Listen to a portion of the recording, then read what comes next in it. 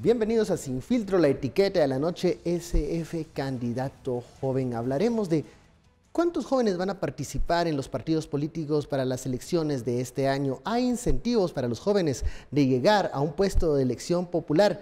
¿Se abrieron los partidos políticos luego del 2015? De eso hablaremos. Usted puede enviar sus comentarios y opiniones con la etiqueta SF Candidato Joven. Para hablar de este tema, nos visita en el estudio José Echeverría del Movimiento Cívico Nacional. Muy buenas noches. Muy buenas noches, Ben. Gracias por la invitación. Yo creo que es un tema importante a tratar en aras de las elecciones próximas. Que ya estamos pronto a que entre ya la campaña marzo, que es propiamente la época ya de las propuestas electorales. Y de este lado también nos acompaña Goyo Saavedra, abogado. ¿Qué tal, Goyo? Buenas noches, Ben. Comencemos con el tema. Luego de 2015, donde vimos mucha politización de la sociedad, muchos jóvenes participando de marchas, posicionándose a favor, en contra de diferentes temas, esto se va a ver reflejado en los partidos políticos. ¿Qué piensas, Goyo? Yo creo que parcialmente. Vemos, sí, flujo de nuevas ideas, de nuevas caras visibles en distintos movimientos, algunos de ellos ciudadanos, otros también en la conformación de nuevos partidos políticos. Creo que de una forma muy parcial vamos a ver caras distintas en la política, muchas de ellas jóvenes. Sin embargo, no podríamos decir que hay una renovación o que hay incentivos para la participación o que el liderazgo de jóvenes se vea representado de una forma amplia en el espectro de la propuesta electoral. Y creo que eso depende un poco no solo de los incentivos, sino también de las condiciones sociales, de los requisitos que se necesitan para poder dedicarse, digamos, a apostar por la representación política, que tiene que ver con recursos, con tiempo, y también con una tradición política de muchas de las estructuras más viejas, de ser máquinas electorales que están más bien acaparadas por algunas cuantas personas, y que estas personas son las que han venido históricamente decidiendo sobre candidaturas y generando, digamos, los réditos conforme puede haber una distribución de esos espacios. Y creo que eso es algo que ha afectado históricamente la posibilidad de participación amplia de grandes aspectos de la sociedad, y hay muchos de ellos jóvenes. ¿Qué vimos, Goyo, en las candidaturas, por ejemplo, de 2011, donde participaron muchos jóvenes, el 2015, luego aquel denominado Dipukit, los Dipukit, que decían que eran muchos jóvenes que se postulaban al Congreso de la República? ¿Era un cambio generacional, eran nuevos cuadros o eran más de lo mismo, pero solo que más jóvenes? Yo creo que hay experiencias de distinta índole. Muchas de las personas que participaron desde esa elección, en las elecciones pasadas o anteriores, y en la sucesiva, la de 2015, pues fueran personas que sí tienen rangos de edad distintas a las personas que ocupan históricamente los cargos. Muchas de ellas también son personas que han ejercido representación en el Congreso con pocos espacios satisfactorios, ¿verdad? Con muchos señalamientos, y hay otros que no. O sea, no podríamos generalizarlo. Lo que sí se ha señalado es que la visión de clanes familiares se ha replicado, sobre todo en el Congreso de la República electo en 2015, en donde no se mira un liderazgo ejercido por muchas de las caras, sino más bien espacios que han sido reservados por caudillos históricos de algunos espacios, y que se han concedido a familiares, sobre todo a hijos o hijas de estos diputados o diputadas. Y lo que debería de apostarse es porque haya representación, ya sea de jóvenes o de personas de otras edades, que atiendan al liderazgo o a las ideas que buscan poner en práctica en política. Pero eso es lo que vemos. O sea, se puede señalar que el label puesto o la etiqueta puesta de Dipukit no necesariamente trae una connotación de renovación de liderazgo, sino más bien puede haber personas que han ejercido de forma positiva y otras que más bien han sido negativas.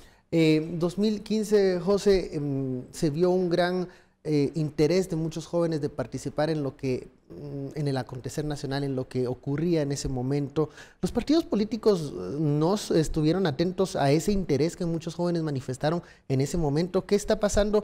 ¿Por qué no se quisieron abrir muchos de ellos?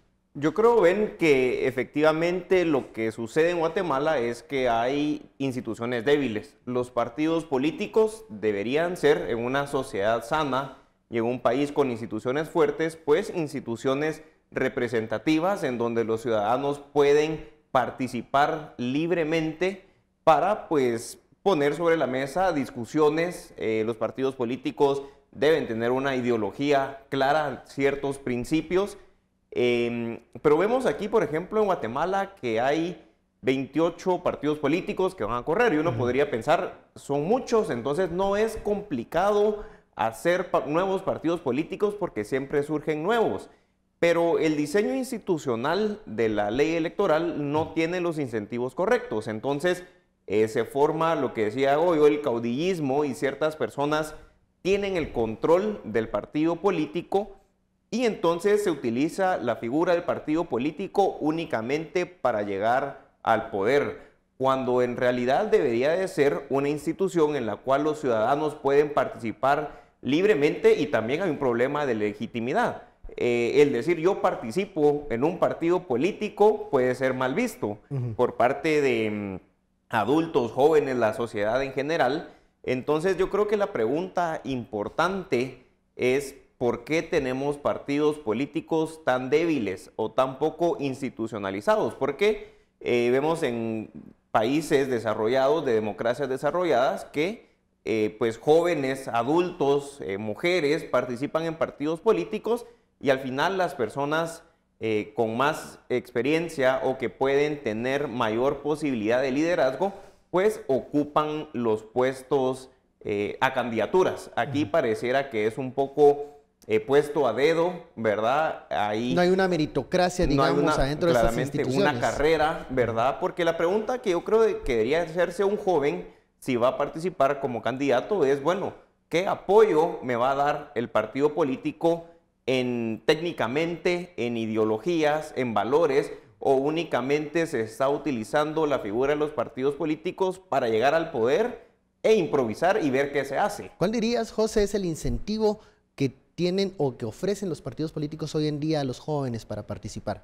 Yo creo que hoy en día los partidos políticos parecieran vehículos para llegar al poder, sin tener claro para qué se quiere el poder y cómo se va a lograr los objetivos que se plantean.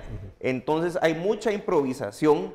El tema que a semanas, meses de que sean las elecciones, se estén definiendo las candidaturas, no sea claro quiénes son los liderazgos de un partido o que los partidos hayan estado vacíos por mucho tiempo. Yo creo que es preocupante, pero también un momento de reflexión de por qué los partidos políticos son instituciones tan débiles, teniendo un rol tan fundamental en una democracia para generar liderazgo, para impulsar los cambios, ¿verdad?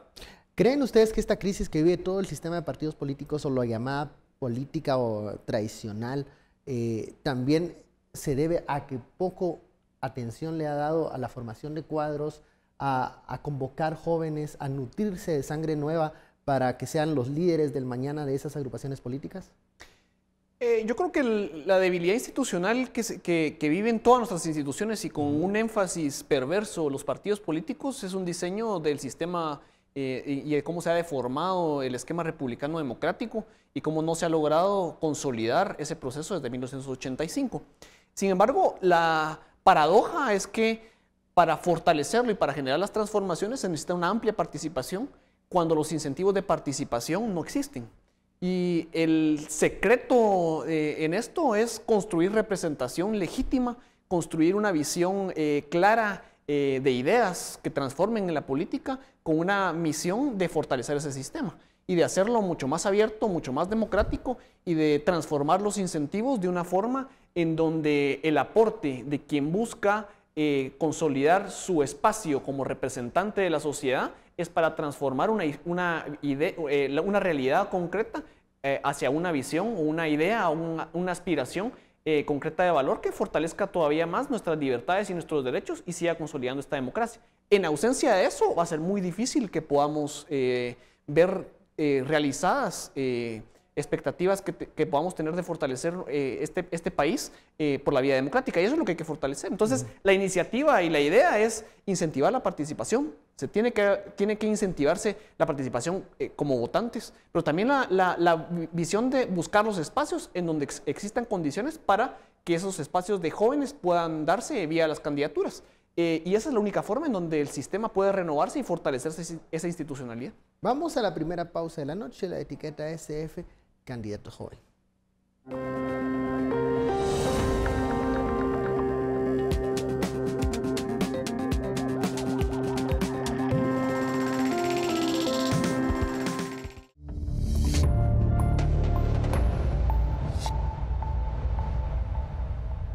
Regresamos la etiqueta SF candidato joven. Estamos hablando sobre los incentivos que pueden interesar a los jóvenes en participar como candidatos en las próximas elecciones. ¿Qué tanto los partidos políticos ofrecen espacios reales para la juventud?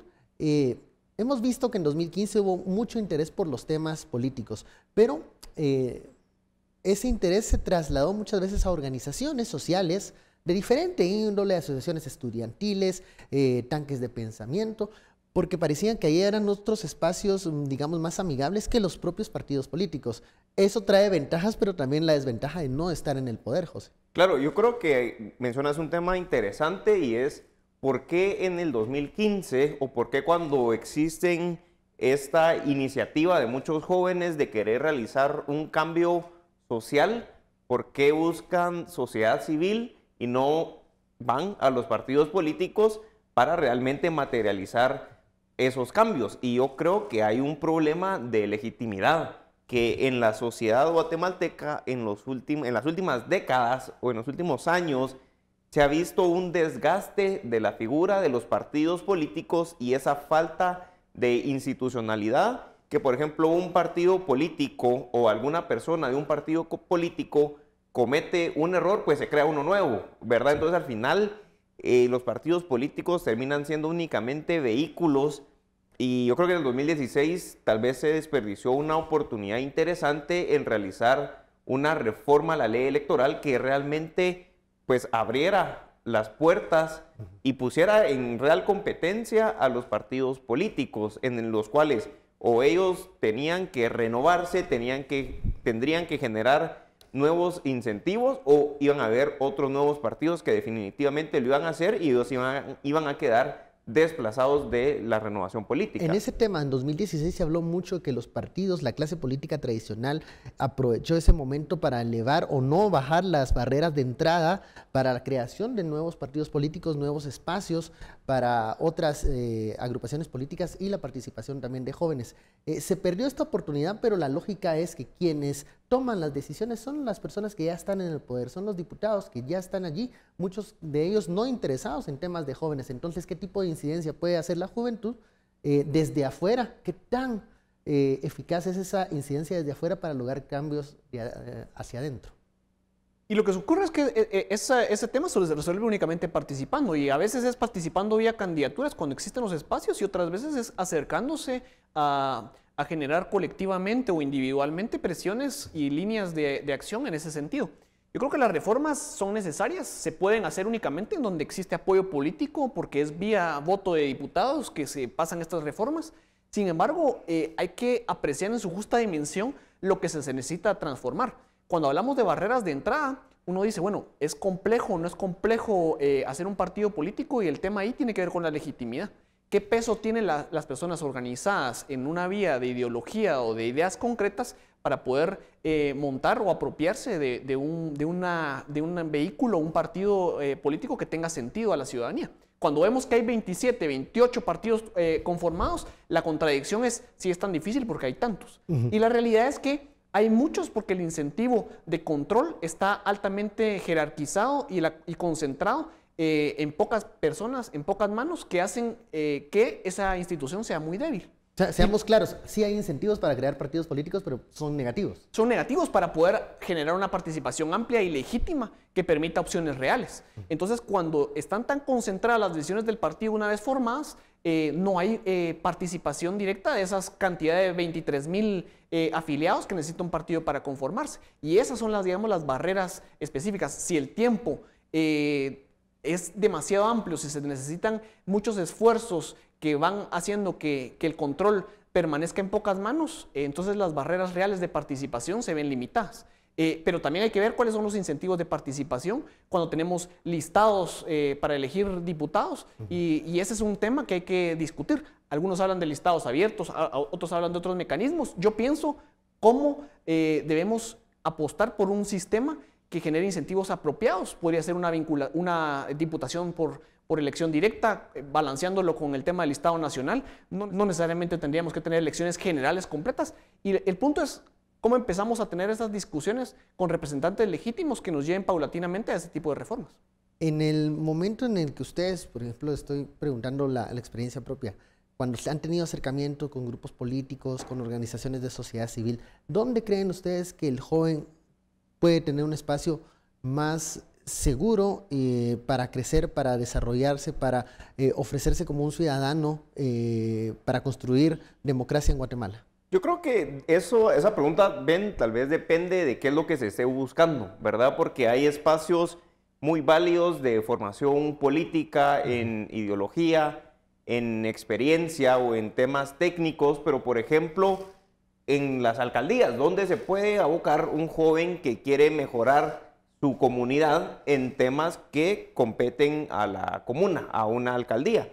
Entonces yo creo que definitivamente sí hay una necesidad, yo creo que hay un amplio acuerdo de abrir los listados, por ejemplo, o que cambiar la forma de cómo se eligen a los diputados, porque un joven puede participar con las mejores ganas intenciones y demás en un partido y demás, pero ¿cómo se va a sentir si al momento de conformar la lista lo van a poner en la casilla 5 y alguien que nunca participó en el partido político llega y pues pone plata o tiene algunos incentivos y lo ponen en la casilla 1? Entonces, yo creo que sí vale la pena revisar cuáles son los incentivos que tienen los partidos políticos e inclusive tener mucha desconfianza cuando está actuando el Congreso. O sea, ¿por qué el Congreso en el 2016 decía que estaba cumpliendo con lo que decía la plaza y que iban a cambiar el sistema de partidos políticos y demás?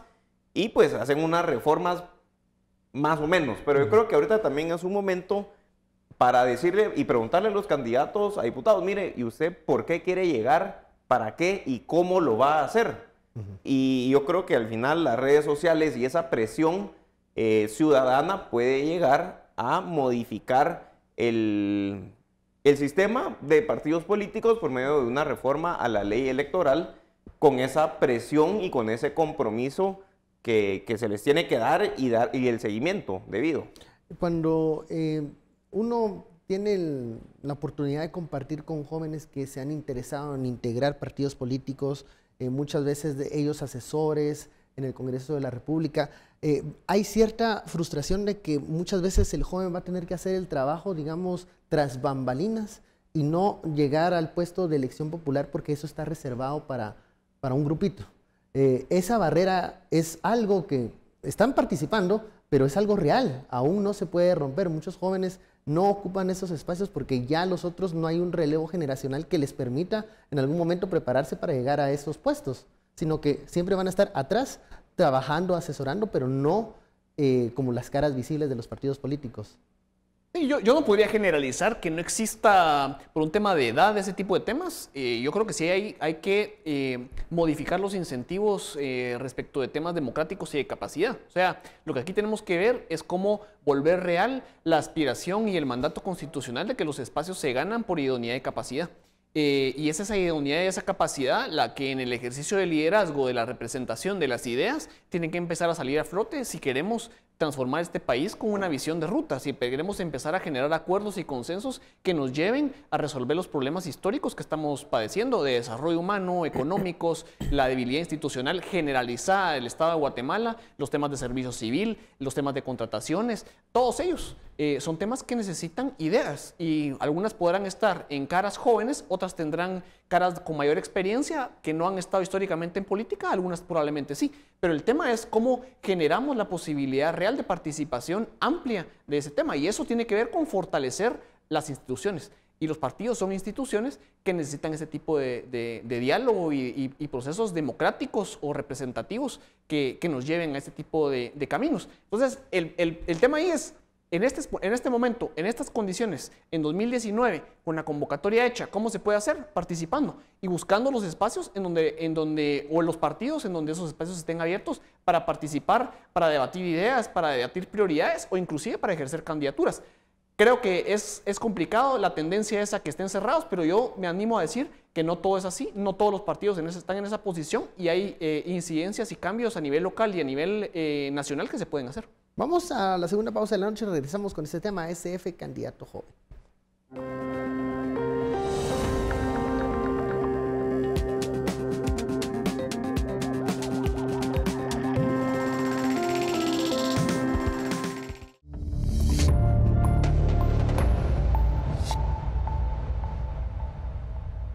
Regresamos a Sin Filtro, la etiqueta SF candidato joven. Cuando analizamos y observamos el comportamiento de partidos políticos en otros países, vemos estas llamadas canteras, las juventudes, tanto de partidos de izquierda como de derecha, en donde, digamos, es el primer espacio de diálogo, de militancia que tienen los jóvenes que se interesan en participar en un partido político. Acá, ¿cómo han observado ustedes los ejercicios de las juventudes de los partidos políticos? ¿En qué se ha quedado, José? Mira, yo creo, ven, que ha sido deficiente en los últimos años las juventudes, por así llamarlo, de los partidos políticos, pero eso no implica que sea el único espacio de formación de liderazgo. Por ejemplo, claro, en las universidades, por medio de las asociaciones estudiantiles, pero obviamente cuando estamos hablando de llegar para cambiar el sistema como tal, el sistema político o las leyes, sí compete o va a competir exclusivamente o en gran parte a los partidos políticos. Y ahí es el gran dilema de qué es primero, si el huevo o la gallina, porque o se tiene que renovar la clase política primero para que existan cambios, o con los que están participando se pueden empujar cambios.